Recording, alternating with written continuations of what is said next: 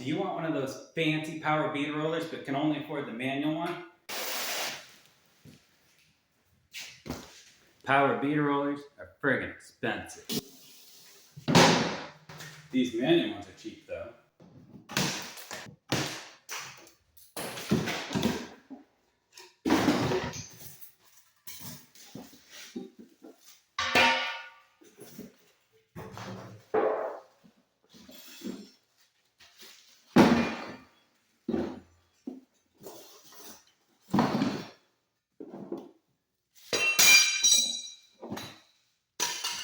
Now for the $1 million question.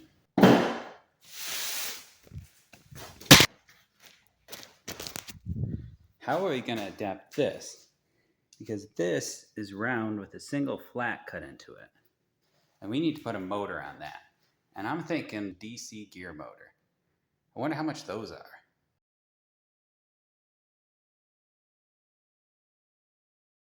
Proud of those. Maybe this hand crank ain't so bad. I need a 12-volt planetary reduction DC gear motor on the cheap. Harbor Freight.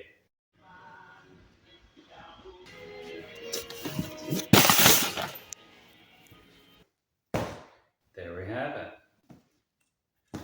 These bolts are Loctited, so you're going to want to toss a little flame onto them.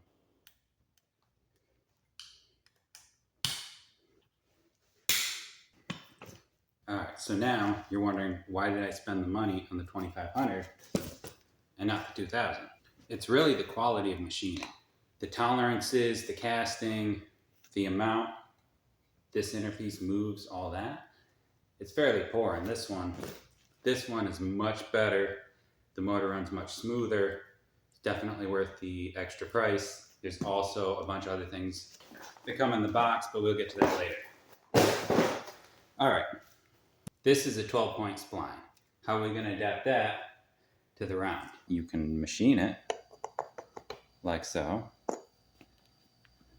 then weld on an adapter like so, or 4 goes into 12 like so. Great thing about 12-point spline is 6 goes into 12. Check that out. Alright, I'm thinking I'm just going to drill it and pin it, because as much as I like tapping holes, that's a lot of work. And I just don't have the stamina for that anymore. Alright, just going to approximate center. Set of dividers on 3 sides. Should get it close enough. Yeah, we're high, but side to side's good. Let's try to drift it down. Gonna call that close enough.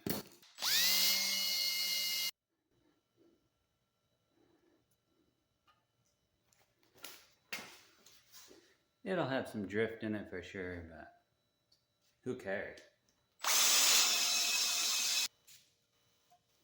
It's glass cleaner, because technically lubrication doesn't exist when you're drilling. You're just looking for cooling. So the pilot hole is supposed to match the web of the size bit you want.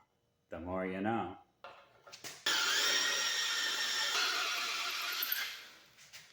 I'm getting tired. Let's change positions.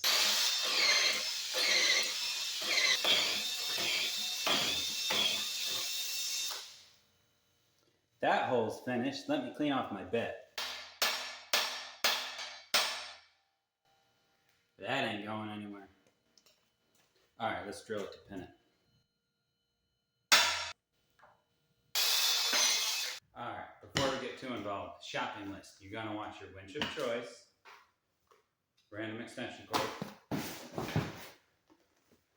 You're looking for 12-volt DC power supply. I've used 30 amps. I've now opted for 40 to 50 amps. They're not that much more. Also, you're going to want a PWM drive. Get the 50 amp one. I've looked at some of the other cheaper options. They're not worth the money. I was getting them with a foot pedal. They were discontinued, so now I'm getting it with just the single rheostat. and I'm buying foot pedal separate. All right, I know. Where'd you get that? Link in the description below. But seriously, 12 volt, 40 amp, 120 in. This is actually 120, or if you switch it, it's 230. This one works. This one doesn't. I figured out the secret is over here. This is a switch mode power supply, so it's a high frequency power supply, not suitable for adjustable speed motor and pulse width modulation.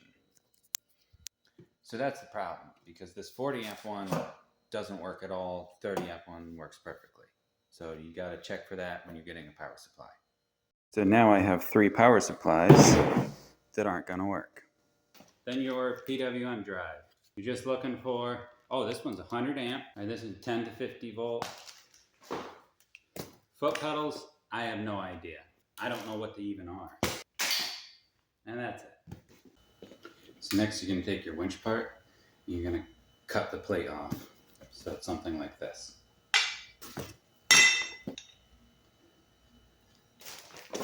So when you go to line up the motor, what you're looking for, center line of the motor, the center line of the shaft, so that they run parallel when they're together. All right, so how we're going to do that is pretty simple. Use a stunt double. The winch shaft is already lined up with center line. So all we need to do is take the bracket, your set of dividers,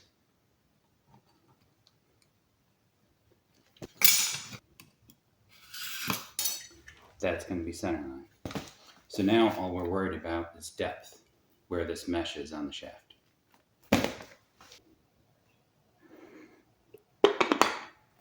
Put that on the shaft, approximately right there. You also need to notch this.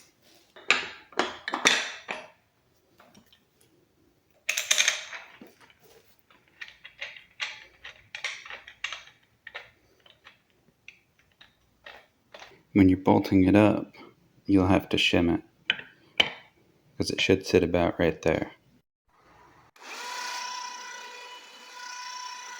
This is the asthmatic part of the video.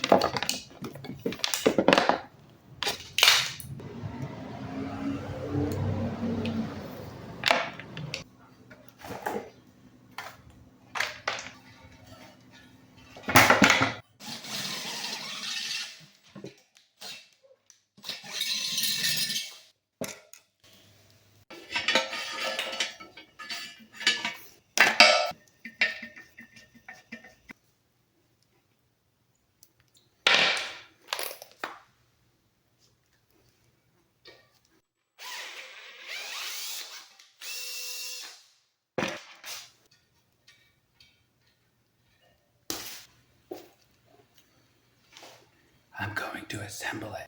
This is the switch.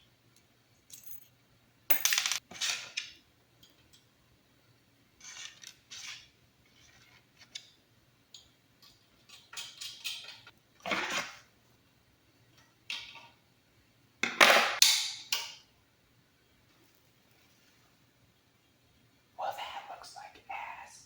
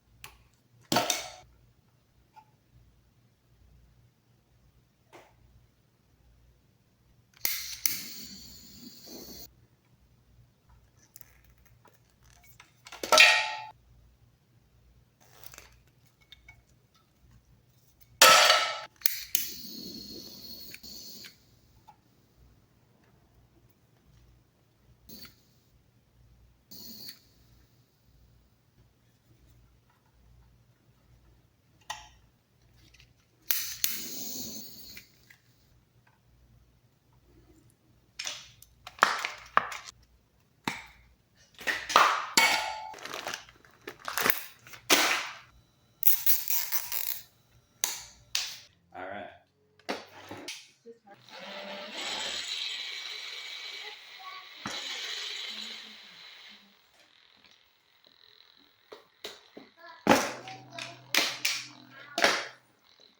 Well, goes faster. All right, so it's not stopping. Let's see why.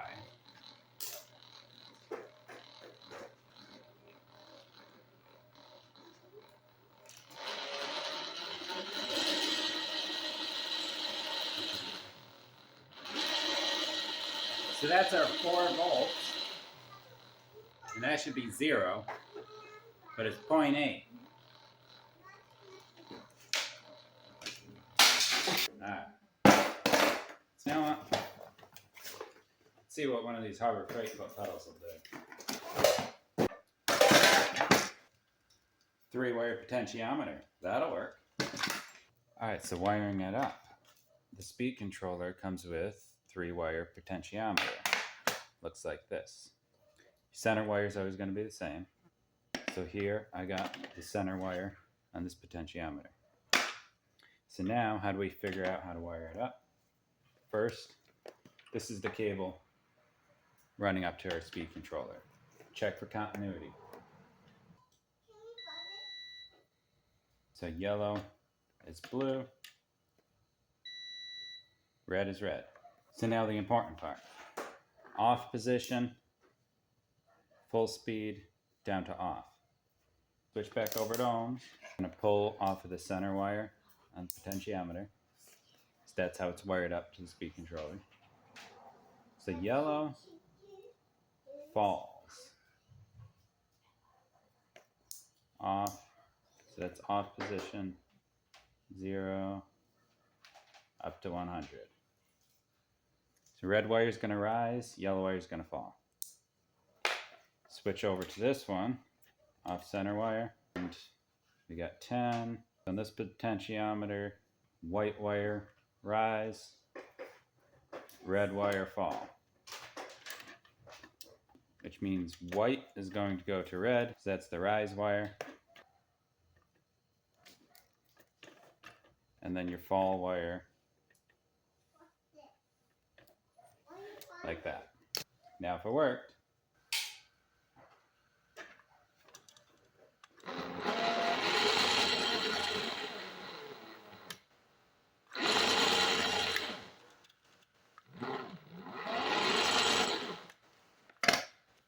and it's just that simple.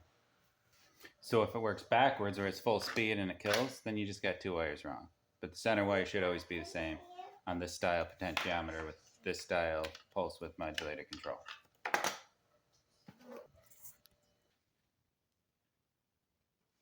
Oh, hi there. I'm sure you're expecting me to say something witty as I crimp the ends on these wires. And I wanted that too, but I just can't perform the same way I could when I was 20. Hope it wasn't too much of a disappointment.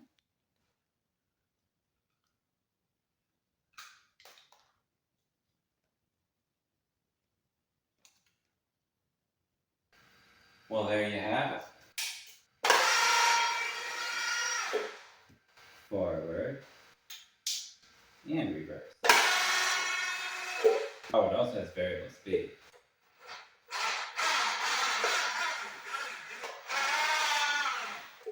You can go slow